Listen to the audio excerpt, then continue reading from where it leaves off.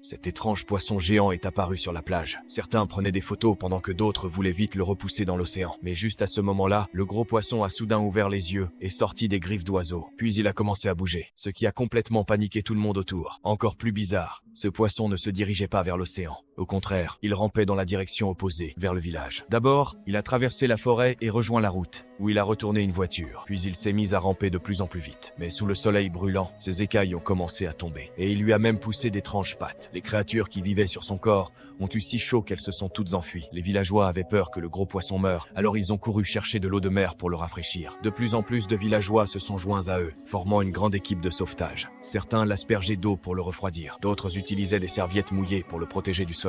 Et des voitures de police dégageaient même la route devant. Personne ne savait exactement où il allait. Soudain, le gros poisson s'est arrêté. Il était arrivé devant une épicerie. Il a jeté un œil à l'intérieur, a regardé autour de lui, puis a sorti ses griffes et a traîné dehors toutes les friandises. Ensuite, il a sorti un coffre au trésor et a payé le tout avec des pièces d'or et des joyaux. Puis il a fait demi-tour et est reparti. Sur le chemin du retour, les villageois ont continué à le rafraîchir et à dégager la route. Juste au moment où le gros poisson était sur le point de se dessécher et de mourir, les villageois ont tous uni leurs forces pour le pousser dans l'océan. Le gros poisson était absolument ravi. Il a plongé sous l'eau avec ses friandises. Mais la seconde d'après, toutes les friandises sont remontées à la surface. Alors, tu as compris? Commente oui si toi aussi tu penses qu'un bon geste finit toujours par revenir vers celui qui l'a fait.